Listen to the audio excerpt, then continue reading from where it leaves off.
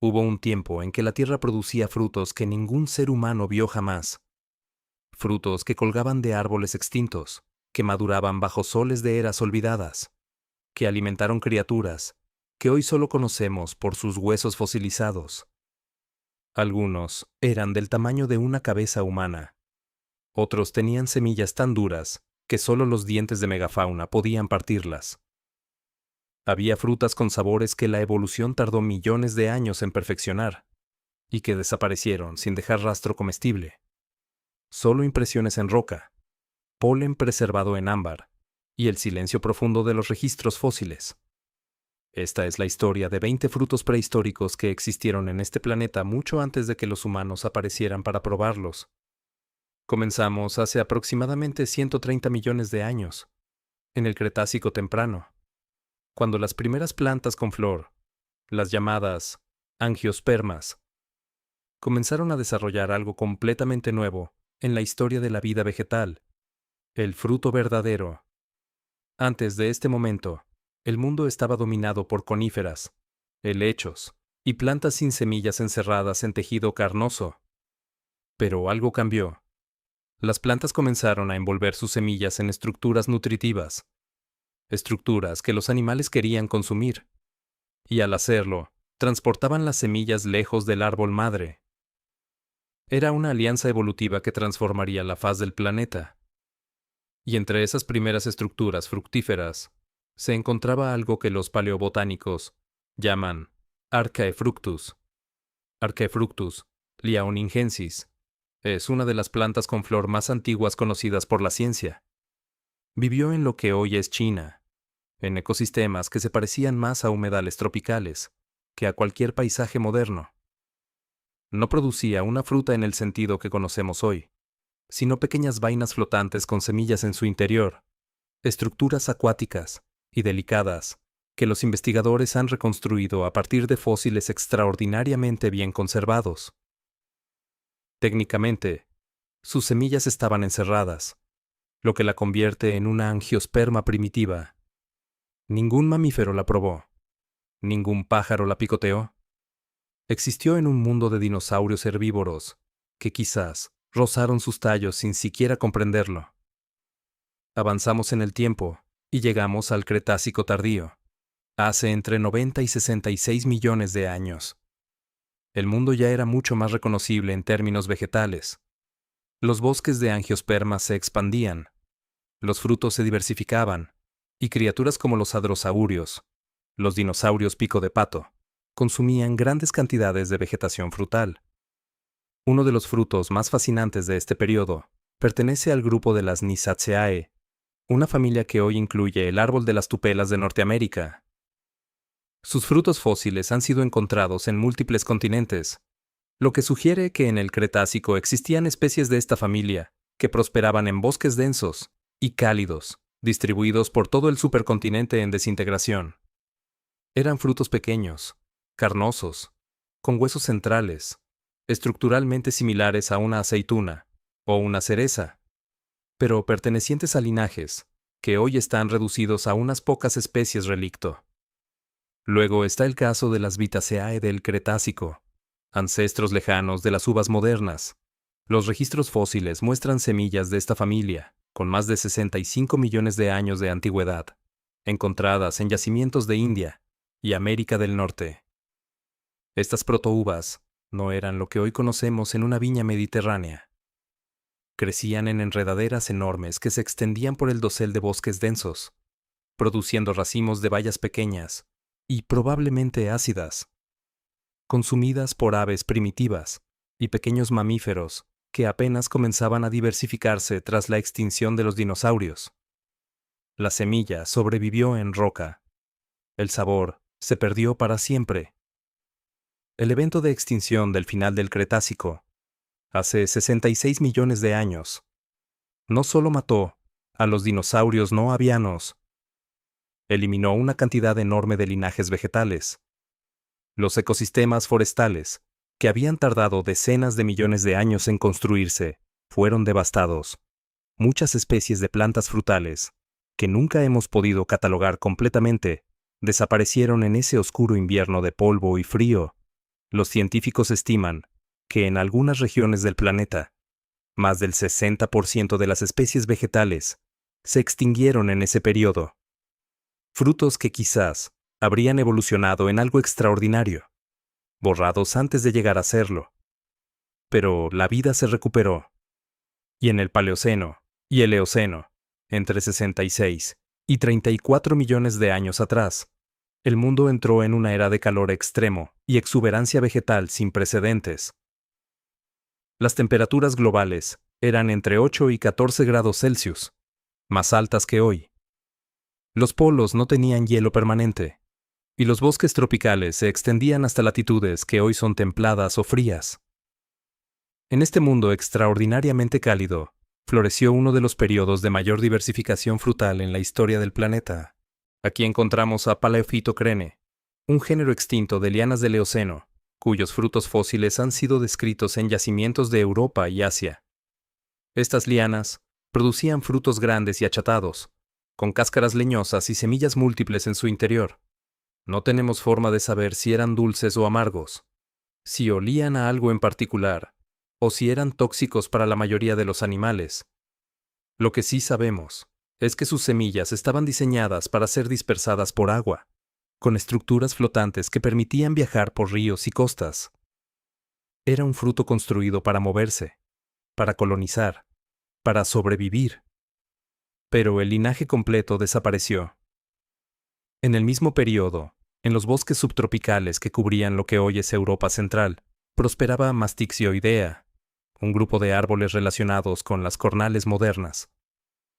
Sus frutos fósiles, pequeños y drupáceos, han sido encontrados en cantidades enormes en yacimientos del Eoceno de Alemania y Francia.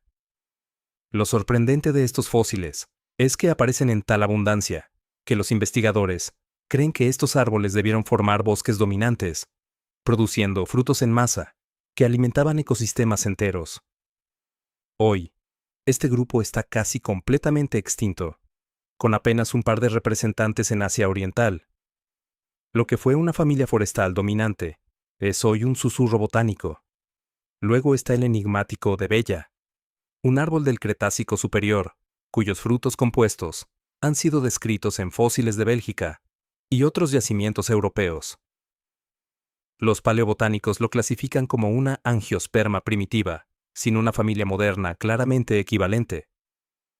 Sus frutos agrupados en estructuras cónicas recuerdan vagamente a las del sicomoro o la magnolia, pero pertenecen a un diseño que la evolución no repitió. El linaje murió con el Cretácico. Nadie sabe con certeza qué animales dependían de él, ni cuántos lo hicieron durante cuántos millones de años. En América del Sur, durante el Eoceno y el Oligoceno, el continente era una isla gigante, separada de América del Norte. En ese aislamiento, la vegetación evolucionó, siguiendo reglas propias, y aquí encontramos evidencia fósil de frutos de la familia Sapotaceae, los árboles que hoy producen el sapodillo y el chicle, pero en formas que no sobrevivieron hasta el presente. Frutos grandes, con semillas múltiples, envueltos en pulpa rica en látex, diseñados para ser consumidos por los grandes mamíferos sudamericanos extintos, los gonfoterios, los macrauchénidos, los toxodontes. Cuando esos animales desaparecieron, muchas de las plantas que dependían de ellos para dispersar sus semillas entraron en declive. La fruta existía, pero su dispersor ya no. Era como diseñar una llave sin cerradura. Este fenómeno tiene nombre científico. Los investigadores lo llaman anacronismo evolutivo, y hay evidencia de que afectó a docenas o quizás cientos de especies frutales prehistóricas. El aguacate moderno es uno de los ejemplos más citados. Un fruto cuya semilla grande parece diseñada para ser tragada por animales que ya no existen, como los gonfoterios o los perezosos gigantes terrestres. Pero en la prehistoria, este patrón era mucho más extremo y generalizado. Había frutos que dependían exclusivamente de megafauna extinta. Y cuando esa megafauna desapareció, la planta quedó sin futuro reproductivo. Viajamos ahora al Mioceno, hace entre 23 y 5 millones de años. una época en que el clima global comenzaba a enfriarse lentamente, pero los bosques tropicales y subtropicales aún dominaban grandes extensiones de Europa, Asia y las Américas. Aquí encontramos evidencia de Sisyphus europaea, una especie extinta del género, que hoy incluye el jujube o azufaifa. Sus semillas fósiles han sido encontradas en sedimentos del Mioceno europeo, en regiones que hoy tienen inviernos fríos, y no podrían sostener este tipo de árbol. Era una fruta pequeña, probablemente dulce y carnosa, consumida por primates, aves y pequeños mamíferos en bosques que hoy no existen. En Asia, durante el mismo periodo, prosperaban parientes extintos del género Canarium, los árboles que producen las nueces canario modernas, y están relacionados con el incienso. Hay registros fósiles de semillas de este grupo, con más de 20 millones de años en el subcontinente indio y el sudeste asiático.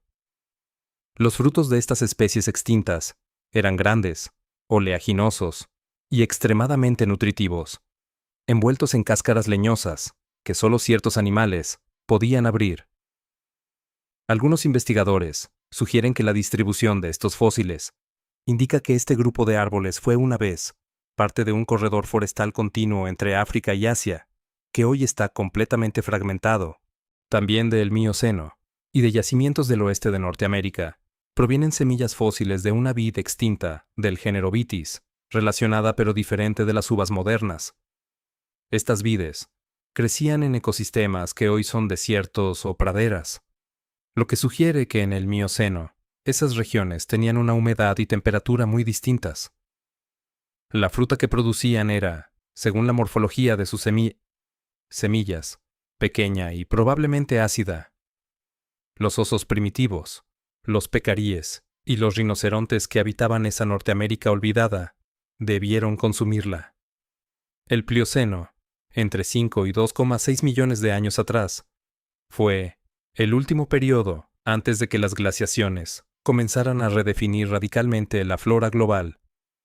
Y fue también el periodo en que los primeros homínidos comenzaban a caminar erguidos en África Oriental.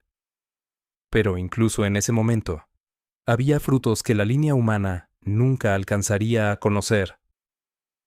En el Mediterráneo del Plioceno, cuando el mar intermitentemente se cerraba y el clima era más cálido que hoy, prosperaban laurisilvas, bosques de laureles subtropicales, que hoy solo sobreviven como relictos en las Islas Canarias, Madeira y los Azores. Estos bosques producían frutos de docenas de especies extintas, bayas negras y moradas de géneros que no tienen nombre todavía, drupa de árboles que el registro fósil apenas sugiere. Las laurisilvas del Plioceno eran mundos completos que el enfriamiento del Pleistoceno borró del continente europeo, dejando solo esas islas atlánticas como museos vivientes de un pasado que casi nadie recuerda. Más al norte, en lo que hoy es el centro de Rusia y Europa del Este, había bosques de pterocaria, los nogales alados, con frutos alados y pequeños que maduraban en otoño y eran dispersados por el viento y los ríos. Hoy este género tiene apenas unas pocas especies en Asia Oriental y el Cáucaso. En el Plioceno, era un árbol forestal común en toda la franja euroasiática. Sus frutos no eran comestibles para los humanos en ningún sentido práctico, pero formaban parte de ecosistemas forestales que sostenían cadenas alimentarias complejas. Y luego está el Pleistoceno, la época de los grandes hielos, entre 2,6 millones y 11.700 años atrás. Aquí, más cerca de nosotros en el tiempo, encontramos frutos que los Homo erectus, los Homo heidelbergensis y quizás incluso los primeros Homo sapiens pudieron haber rozado sin llegar nunca a conocer completamente.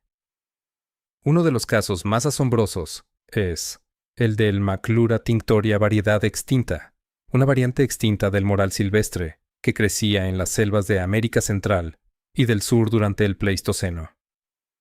Sus frutos eran grandes, carnosos, amarillos o anaranjados, y estructuralmente similares a los de la jaca, o el pan de fruta. Pero los análisis de semillas fósiles de yacimientos en Venezuela y Colombia sugieren que esta variante particular producía frutos mucho más grandes que su pariente moderno, posiblemente hasta el doble de tamaño. Era un fruto diseñado para una megafauna que comenzaba a extinguirse. Cuando los mastodontes, los perezosos gigantes y los toxodontes desaparecieron hace entre 12.000 y 10.000 años, esta variante frutal perdió a sus principales dispersores y no sobrevivió. En las islas del Pacífico, el registro fósil de semillas sugiere la existencia de múltiples especies extintas del género Pandanus, las palmas de tornillo, con frutos enormes y complejos que se perdieron antes o durante la llegada de los polinesios. Algunas de estas especies insulares produjeron frutos con cápsulas de semilla de arquitectura extraordinariamente elaborada, como si la evolución en aislamiento insular hubiera llevado el diseño frutal a extremos que el continente no había alcanzado. Y en Madagascar, que tiene uno de los registros de extinción vegetal más documentados del mundo, gracias a su aislamiento, hay evidencia de decenas de especies de palmeras extintas que producían frutos grandes y carnosos, diseñados para ser consumidos por el Aepyornis, el pájaro elefante, un ave no voladora de más de 400 kilogramos que se extinguió probablemente entre los siglos 9 y 11 de nuestra era. Cuando el pájaro elefante desapareció, llevado a la extinción por la caza humana, varias de las especies de palmeras que dependían de él para dispersar sus semillas simplemente dejaron de reproducirse de forma efectiva.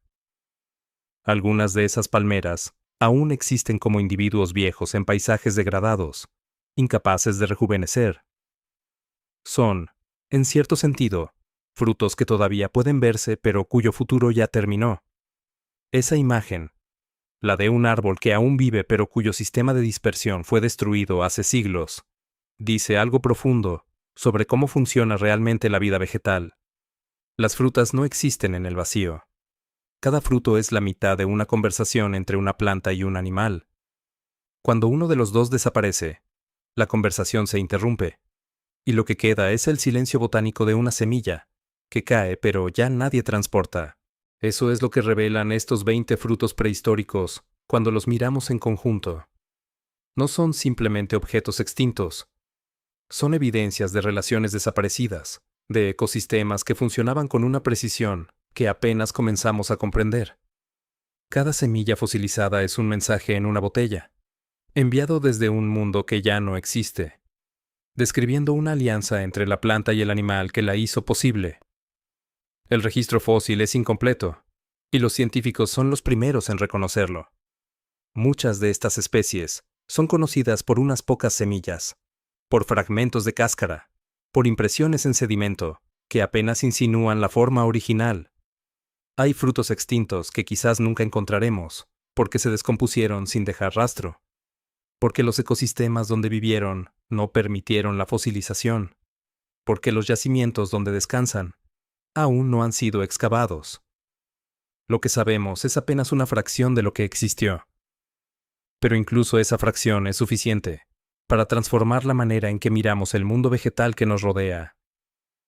Cada fruta que hoy existe es la descendiente de un linaje que sobrevivió cuando miles de otros no lo hicieron. La manzana, el mango, la papaya, la sandía, todos ellos son supervivientes de un proceso de extinción y selección que duró cientos de millones de años. Sus sabores, sus colores, sus formas, todo eso es el resultado de conversaciones evolutivas con animales, algunos de los cuales también están extintos. Y al contemplar los frutos que nunca pudimos probar, lo que realmente contemplamos es la profundidad del tiempo y la extraordinaria fragilidad de las alianzas que sostienen la vida. Cada ecosistema es una red de dependencias que tarda millones de años en construirse y puede deshacerse en mucho menos.